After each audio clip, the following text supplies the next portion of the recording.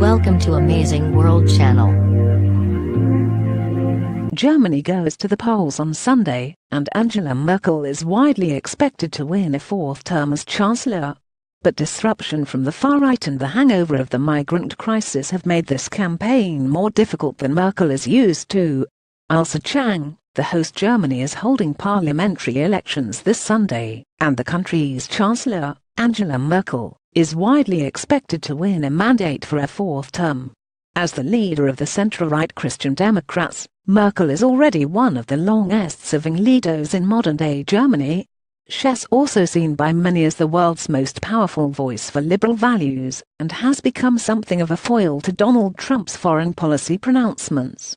To talk about these upcoming elections, we're joined now by NPR's Berlin correspondent Soraya Sahade Nelson. Hi, Soraya.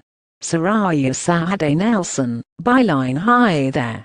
Chang. So Merkel may be widely expected to win again, but she hasn't exactly had a smooth path to a fourth term.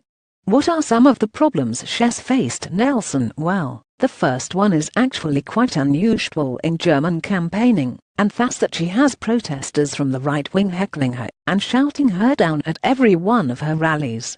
That's just not done here. And the other thing is that she's never quite overcome the public backlash about her decision in 2015 to open German borders to nearly 1 million asylum seekers and other migrants.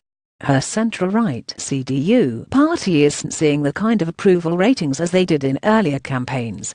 Stefan Cornelius is the foreign editor of Germany's daily Süddeutsche and has written a book about Merkel. Stefan Cornelius: suddenly and surprisingly, Merkel has become a very polarizing figure. As much as she pushed to the centre on the refugee issue, and brought in the left part of electoral voters in her camp, as much she did lose on the right side. Nelson: but Cornelius says even so, Merkel being attacked by the right-wing populists could actually gain her sympathy votes on Sunday. Chang: it sounds like it's unlikely that Merkel's party will get enough seats for her to govern on her own, so she'll have to form a coalition. Right, any idea who? With Nelson, there's a number of parties she could partner with. But what's more interesting is what Merkel has said about who she won't work with. And one is the Left Party, which is the successor of sorts to the East German Communists. And then the other one is the right-wing populists' Alternative for Germany. And it's widely expected that the latter party will be the third largest vote-getter on Sunday, which could be actually the most crucial thing about this election, because it will be the first time since the end of World War II that a party many dismiss as xenophobic would be in parliament. And it could have an effect on how Germany is governed over the next 4 years. Chang: how has Merkel managed to have such a long career in politics so far in Germany? Nelson: well, the main thing is that Germany has really boomed economically under her leadership, despite the fact that there was a financial and euro crisis some years back. Germans are really attracted to that stability. Germans also really love the fact that she's down to earth. She lives modestly in Berlin, and she actually does her grocery shopping herself. Chang laughed. Nelson: I have friends who say that she's a regular at their local supermarket, where you can see her returning her own plastic bottles and filling her grocery cart. Chang: oh, imagine that. So you know that there's clearly been tension between Merkel and President Trump.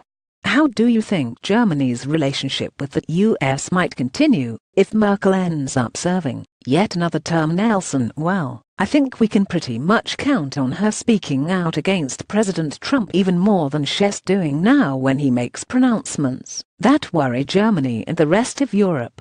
But Merkel has also made it clear that she's not interested in shutting the door entirely on the Trump administration. Soundbite of archived recording: Chancellor Angela Merkel speaking German.